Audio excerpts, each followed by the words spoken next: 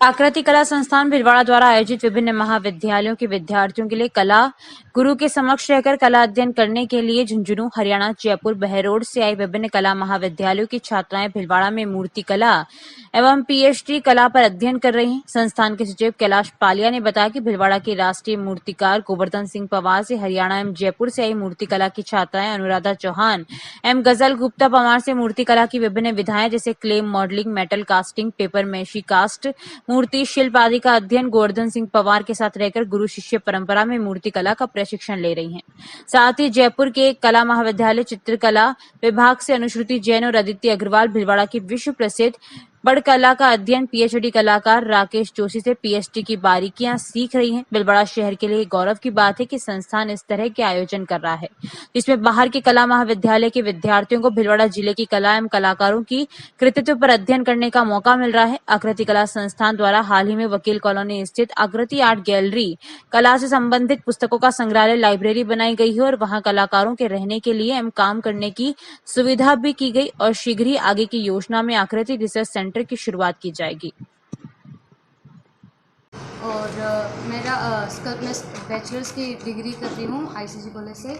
तो एक इंटर्नशिप होता है जब हमें किसी आर्टिस्ट के अंडर काम करना पड़ता है और डिफरेंट मीडियम्स को सीखना पड़ता है। तो मेरी जूनियर है अनुश्रुति, उसने मुझे बताया कि पवार सर के बारे में। तो ऐसे हमारा भीलवाड़ा आना हुआ और हमने यहाँ पे एमसी टेराकोटा और पेपर मेशी के मास्क और इसमें पीओपी में मीडियम सीखे हैं।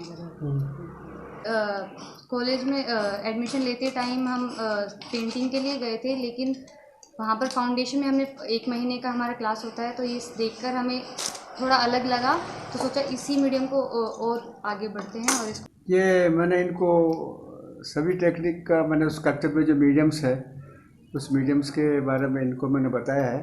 तो जैसे ये होलो टेराकोटा एक तो मॉडलिंग से होता है, तो मिट्टी लगा मिलता है। एक पोला ऐसा होलो बना करके जैसे बड़े बड़े स्कल्पचर होते हैं तो पंचिंग प्रोसेस से और कोई प्रोसेस से दबा करके ऐसे इंस्ट्रूमेंट से दबा के कैसे फिगर लिया जाता है, वो एक मैंने इनको एक टेक्निक बताई है। दूसरा ये टेक्निक है जैसे डायरेक्ट प्लास्टर वर्क, सीमेंट के बड़े बड़े स्टेचू वगैरह बनाने हो तो एक एक्सरसाइज जिनको हमने पीओपी में प्लास्टर ऑफ पेरिस में करवाई है। इसी स्ट्रक्चर से बेसिस से इसी टेक्निक से बड़े स्कल्पचर भी बना सकते हैं सीमेंट में कास्ट डायरेक्ट कास्ट में। इस तरह से एक एमसील मीडियम है। इस एमसील मीडियम में क्या है कि कमर्शियली बना सकते हैं, तो इसको बेस बना कर पेपर मेसी के ऊपर ये जैसे एमसील लगाया हुआ है। तो इससे लीनियर स्कल्पचर जैसे मेटल कास्टिंग का भी हम लोग किसी के नहीं है, छोटे बड़े ऐसे आर्टिस्ट कुछ क्रिएट करना चाहते हैं तो 2-4 फिर इंडोर के लिए ये मेटल कास्टिंग के इफेक्ट करने के लिए उस कंपोजिशन लीनियर कंपोजिशन के लिए ये टेक्निक है एमसील का। तो वायर का स्ट्रक्चर दे करके ऊपर में पेपर मशीन दे करके एमसील से बनाने का, इस तरह से सारे टेक्निक इनको बताया है। इसके बाद इनको वुड कार्विंग का बताना है, तो वुड में कैसे बनता है। तो एक ही आइटम को डिफरेंट चेंज में करें तो कैसे कैसे उसका मटेरियल में इफेक्ट होगा, उसकी डिज़ाइन कैसे होगी और मटेरियल क्वालिटी को मेंटेन करते हो। हर एक फिगर के भी अलग अलग मैंने शेप में काम होगा अगर अलग अलग मीडियम है। तो ये इस मास्क हैं पेपर मेसी में इस तरह से कमर्शियल पर्पज मास्क कैसे बनाए। तो होलो ये मिट्टी का होलो ही है सर। हाँ, ये पेपर मेसी में और क्ले में ऐसे। तो ये कमर्शियल यूज सारा इनको जितना है मैंने अपनी तरफ से कोशिश किया जितनी मुझे जानकारी थी।